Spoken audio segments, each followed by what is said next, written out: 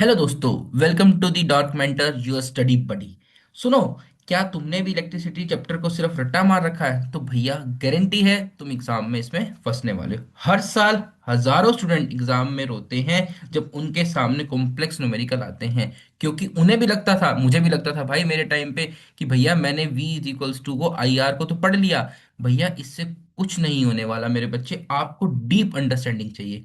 अब dark mentor तुम्हें वो बताएगा जो तुम्हारे टीचर्स ने भी बच्चे तुम्हें आज तक नहीं बताया। तुम्हारे सारे बच्चे जो अनकंसेप्ट रह गए हैं या कंसेप्ट की जो क्लैरिटी रह गई है वो उसको क्लियर करेगा। अब देखो, जो हम रेजिस्टेंस पढ़ते हैं ना मेरे बच्चे, ये रेजिस्टेंस आपकी लाइफ में भी है, और यही रेजिस्टेंस आपके मार्क्स में भी है, और यही रेजिस्टेंस मेरे बच्चे आपके कंसेप्ट्स में भी है। इन सबको क्लियर करेगा आपका डार्क मेंटर यूर स्टडी बडी। आज के इस वीडियो में हम आपको ओम्स लॉ से लेकर हीटिंग इफेक्ट तक के सारे कंसेप्ट मेरे बच्चे आपको क्लियर करेंगे। और अगर आपको सर्किट समझना है तो मेरे बच्चे इस डार्क मेंटर से जुड़े रहिए। चलो दोस्तों, आपका टाइम ना वेस्ट करते हुए हम चलते हैं आगे। दोस्तों, मैं आपको सारे फॉर्मूले बताऊंगा, वो भी डीप। फॉर्मूला बच्चे मेरे पास आता है इलेक्ट्रिक करंट एंड चार्जेस। पहली बात तो इलेक्ट्रिक करंट क्या होता है मेरे भाई, आराम से समझेंगे, कोई जल्दी नहीं है हमें। अच्छा, अगर आपको लगता है कुछ आता है तो भैया इसको 1.5x पे देख करके देख सकते हो। I इज इक्वल्स टू में Q बाई टी। अब ये Q क्या होता है मेरे बच्चे? Q होता है चार्ज, और T क्या होता है? टाइम। अच्छा, चार्ज की यूनिट क्या होती है? कूलम्ब। कूलम्ब बाय सेकंड भी कह सकते हैं मेरे बच्चे इसको, और इसको हम एम्पेयर से डिफाइन करते हैं। तो करंट की यूनिट होती है एम्पेयर, फॉर्मूला होता है चार्ज बाय टाइम। देखो मेरे बच्चे, इलेक्ट्रिक करंट का मतलब होता है flow of charges. Flow of charges. अच्छा, अब ये बताओ मेरे बच्चे, चार्ज सिर्फ इलेक्ट्रॉन नहीं हो सकता। आपने इलेक्ट्रॉन के बारे में पढ़ा होगा, भैया इलेक्ट्रॉन सिर्फ चार्ज नहीं हो सकता मेरे बच्चे। लेकिन हम यहाँ पर कंडक्टर वायर का बात करते हैं, उसमें सिर्फ इलेक्ट्रॉन होता है मेरे बच्चे।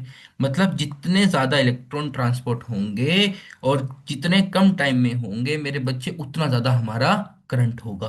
अच्छा, अब इस इलेक्ट्रॉन को धक्का कौन लगाता है, इसको हम नेक्स्ट फॉर्मूले में समझेंगे आपके पास। अब आपको सिर्फ यही समझना है, आई इज इक्वल्स टू में Q by T, I is equals to में coulomb by charge, coulomb by time हमारे पास आता है मेरे बच्चे। अब ये जो चार्ज है, कूलम है, ये किस फॉर्म में जाता है मेरे बच्चे? इलेक्ट्रॉन की फॉर्म में जाता है, इलेक्ट्रॉन की फॉर्म में जाता है मेरे बच्चे। एक इलेक्ट्रॉन के ऊपर जो चार्ज होता है 1.6 ten raise to the power minus 19 coulomb मेरे बच्चे। अच्छा, अब कितने इलेक्ट्रॉन जाते हैं मेरे बच्चे हमारे पास? ट्रिलियंस एंड ट्रिलियंस एंड पता नहीं कितने इलेक्ट्रॉन्स हमारे पास ट्रेवल करते हैं। तो मेरे बच्चे, एक इलेक्ट्रॉन के ऊपर इतना चार्ज होता है मेरे बच्चे। ठीक है, ये इलेक्ट्रॉन मेरे बच्चे ट्रेवल करते हैं। अच्छा, यहाँ पर एन क्यू लगाया बच्चे, यहाँ पर हम नेचुरल नंबर को पुट करते हैं। कभी भी जो है ना, इलेक्ट्रॉन हाफ नहीं होता। अब सपोज करो मेरे बच्चे, 1.6 into ten raise to power minus 19 coulomb है। अगर 10 raise to the power minus 19 charge हमारे पास ट्रांसफर होते हैं, तो बच्चे इसका मतलब कितना होता है कि भैया 1.6 कूलम चार्ज हो गया एक सेकंड में, मतलब 1.6 एम्पियर करंट जो है वो चला। अच्छा, एक चीज मुझे और बतानी है। एक कूलम के अंदर हमारे पास 6.25 into ten raise to the power 18 coulomb होते हैं मेरे बच्चे। इसको आप डायरेक्ट याद कर लेना बस। ठीक है, 6.25, क्योंकि कभी कभी ये डायरेक्ट पूछ लिया जाता है एक कूलम में इतने सारे इलेक्ट्रॉन होते हैं। भैया अगर एक इलेक्ट्रॉन, एक कूलम को चार्ज पास करना है ना, तो भैया हमें इतने सारे इलेक्ट्रॉन को एक सेकंड में पास करना पड़ेगा, तब जाके मेरे बच्चे एक एम्पियर करंट जो है वो पास होगा। चलो चलें आगे। देखो भैया, शॉर्ट वीडियो बनाऊंगा क्योंकि जिससे आपको क्या कह सकते हैं, प्रॉब्लम ना हो भैया, जल्दी जल्दी रिवीजन करो। क्योंकि भैया यहाँ पर ना आप टाइम वेस्ट नहीं करना चाहता मैं आपका। Potential difference and the work. Potential difference क्या होती है मेरे बच्चे? वोल्टेज होती है। क्या होती है? वोल्टेज होती है। वोल्टेज का मतलब क्या होता है? W by Q. वोल्टेज का मतलब क्या होता है? धक्का। कितना धक्का लगा रहा है हमारे पास बैटरी, उतनी हमारी वोल्टेज होती है। जितना ज्यादा धक्का लग रहा है मेरे बच्चे, उतनी ज्यादा वोल्टेज होती है। जितना ज्यादा धक्का लगेगा उतना ज्यादा करंट हमारे पास फ्लो करेगा। इसको हम ओम्स लॉ में समझेंगे मेरे बच्चे।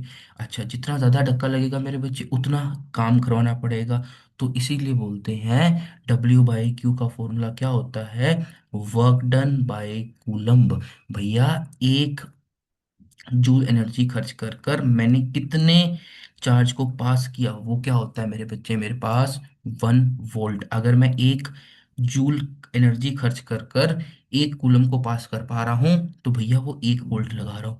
अगर भैया मैं 10 जूल की एनर्जी खर्च कर कर एक चार्ज को भेज पा रहा हूँ, 1 कूलम चार्ज को भेज पा रहा हूँ, तो वोल्टेज क्या होगा मेरे बच्चे, 5 होगा। सिंपल सा कंसेप्ट है, ये एक धक्का है जो इलेक्ट्रॉन को लगाता है घूमने के लिए। भैया वायर तो पड़ी होती है, करंट नहीं चलता उसके अंदर, क्यों, कोई धक्का लगाने वाला नहीं है। तो पोटेंशियल डिफरेंस क्या लगाता है, धक्का लगाता है। एक तरफ से धक्का लगता है और एक तरफ से अट्रैक्शन होती है, इसीलिए बच्चे दो वायर्स होती हैं। अच्छा, अब एक चीज और मुझे बतानी है इसके अंदर, करंट हमेशा पॉजिटिव से नेगेटिव की तरफ चलता है और इलेक्ट्रॉन नेगेटिव से पॉजिटिव की तरफ फ्लो होते हैं। इस पॉइंट को भी याद रखना। और ये होती है करंट की डायरेक्शन।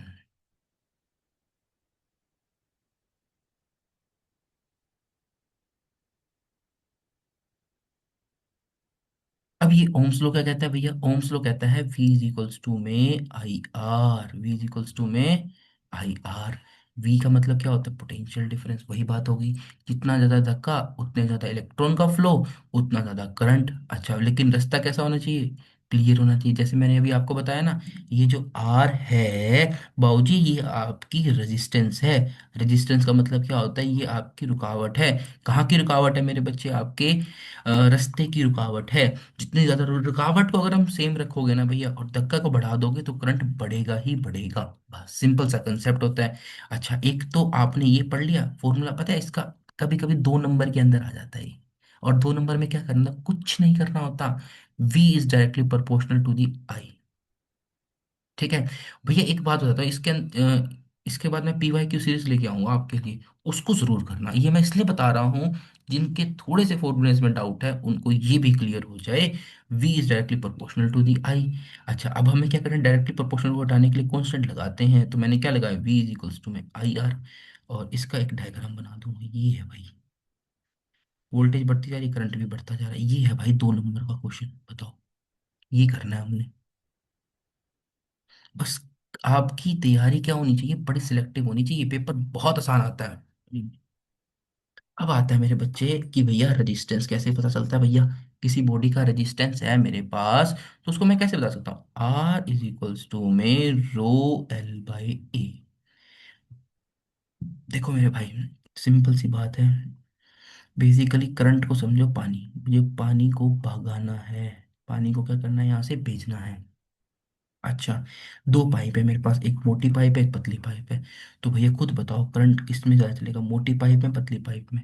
सिंपल सी बात है भाई, मोटी पाइप में ज़्यादा जाएगा, इसलिए एरिया होने बढ़ने से रेजिस्टेंस कम हो जाता है। ठीक है, एरिया कम होने से रेजिस्टेंस बढ़ जाता है। कोई दिक्कत यहाँ तक, कोई रुकावट आएगी छोटी पाइप में अंदर उसको। और भाई साहब तीसरी बात, अगर मैंने इसकी लेंथ को बड़ा बना दिया, लेंथ अगर इसकी बड़ी हो गई तब भी तो बच्चे रुकावट बढ़ेगी, तो बस बात खत्म हो गई। लेंथ बढ़ गई तो रुकावट बढ़ गई। अरे भाई एक बात बता, एक तुम्हें तेरे घर के कैसे थे, 1 किलोमीटर की लंबी पाइप है तो वहां पर पानी लास्ट में ही पहुंचेगा ना, क्यों, रुकावट तो है ही रास्ते के अंदर। अच्छा, तीसरी चीज किस पर डिपेंड करता है, ये रो, ये होती है भैया मटेरियल के ऊपर। ठीक है, एक तो मैंने भैया ले ली बिल्कुल फ्रिक्शनलेस पाइप जिसके अंदर पानी बड़ा तेजी से भाग रहा है, और एक मैंने पाइप ले ली मेरे भाई थोड़ा सा क्या कह सकते हैं, प्लास्टिक की पाइप ले ली या फिर खराब रबड़ की पाइप ले ली। तो उसमें क्या होगा, थोड़ा सा फ्लो जो है मेरे पास क्या हो जाएगा, इंटरप्ट हो जाएगा। या फिर कोई ऐसी पाइप ले ली जिसमें एलगी लगी हुई है। ठीक है, तो भाई ये जो है हमारे पास डिपेंड करती है आपके मटेरियल के ऊपर। आपका मटेरियल कैसा है, मटेरियल अच्छा, सब चंगा। ठीक है, तो भैया ऐसे करंट डिपेंड करता है। अगर भाई साहब एक करंट पास कर रहा हूं मैं कॉपर से और एक करंट पास कर रहा हूं मैं आयरन से, तो भैया ये अच्छा मटेरियल है तो करंट इसमें ज्यादा चलेगा। ठीक है, सिल्वर ले लिया तो भैया करंट और अच्छा चलेगा। इसीलिए भैया जितने भी आपके इलेक्ट्रॉनिक सर्किट होते हैं उसके अंदर हम सिल्वर का यूज करते हैं। सिल्वर का यूज क्यों करते हैं मेरे भाई, क्योंकि उनका करंट की जो है फ्लो कराने की ज्यादा पावर होती है, जल्दी से वो करंट को फ्लो करा सकता है। अरे भैया एक बात बताओ, कुछ नहीं होता, आपके दिमाग में भी मैसेज इधर से उधर चल के कंक्लूजन निकलते हैं। ऐसे ही भैया आपके सर्किट्स के अंदर भी मैसेज 0 और 1 की फॉर्म में घूम घाम के आपको रिजल्ट देते हैं। तो जितनी जल्दी घूमेंगे उतना अच्छा रिजल्ट आएगा।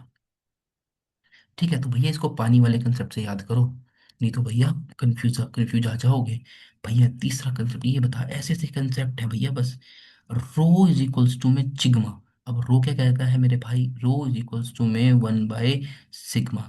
रो इज इक्वल्स टू में 1/सिग्मा। रो क्या है, रो रुकावट है, सिग्मा जाने देने की पावर है, तो ये उल्टे ही होंगे भैया बिल्कुल भी। ठीक है ना। अब जिसकी कंडक्टिविटी ज्यादा होती है उसका सिग्मा ज्यादा होगा, वो ज्यादा करंट को पास करेगा, ये कंडक्टर को, बेस्ट कंडक्टर को बताता है, कंडक्टर को बताता है। तो भैया एग्जाम में क्वेश्चन आ जाएगा कि भैया what is conductivity. Conductivity is an ability of an material to pass through current through them. भैया कितने अपने करंट को अपने में से पास करने देता है, उसको बोलते हैं हम कंडक्टिविटी। अच्छा, फिर हमारे पास आता है ये रेजिस्टिविटी। क्या होती है मेरे भाई, रेजिस्टिविटी होती है कि भैया वो कितने करंट को रोकता है। अब रेजिस्टिविटी बढ़ने से क्या होगा, करंट रुकेगा, और कंडक्टिविटी बढ़ने से क्या होगा, करंट चलेगा हमारे पास आगे। सिंपल सी बात है हमारे पास ये। यहाँ तक तो कोई तुम्हें डाउट होना ही नहीं चाहिए। In series R1, R2, R3, बता क्या रह गया भाई इसके अंदर मेरे पास। अगर मेरे पास, मैंने क्या करा मेरे बच्चे, अगर तीन मेरे पास हैं और मैंने तीनों को सीरीज में जोड़ दिया, रेजिस्टेंस को मैं डायरेक्ट प्लस कर दूंगा मेरे भाई। जैसे फॉर एग्जांपल ये देखो, एक बात बताऊं, सीरीज का पता लगाना भाई साहब हलवे खाने के जितने बराबर होता है। भैया देखो, अगर करंट के पास कोई और रास्ता नहीं है तो मतलब क्या सीरीज है। भैया करंट यहाँ से जाएगा, नहीं जा सकता, यहाँ से जा सकता है, नहीं जा सकता। दैट्स मीन करंट को भैया यहीं से ही पास होना पड़ेगा। इसीलिए इसको बोलता हूँ मैं सीरीज कनेक्शन। इसमें क्या करता हूँ, मैं डायरेक्ट प्लस कर देता हूँ। अरे भैया एक बात बताओ, मैंने एक पाइप को लंबा जोड़ दिया, बीच में मैंने 1000 तरह की पाइप जोड़ी। भैया जितना पानी यहाँ था उतना ही तो पानी यहाँ से निकलेगा, ये तो है नहीं भैया कहीं से ड्रेन होके पानी बढ़ जाएगा। आगे बात समझ में। तो भैया सीरीज के अंदर क्या होता है, आई सेम, आई सेम, और वी जो होगा क्या करेगा, डिफरेंट। बस इतना सा कंसेप्ट था हमारे पास, और इसमें सिर्फ डायरेक्ट उसको जोड़ते चलेंगे हम।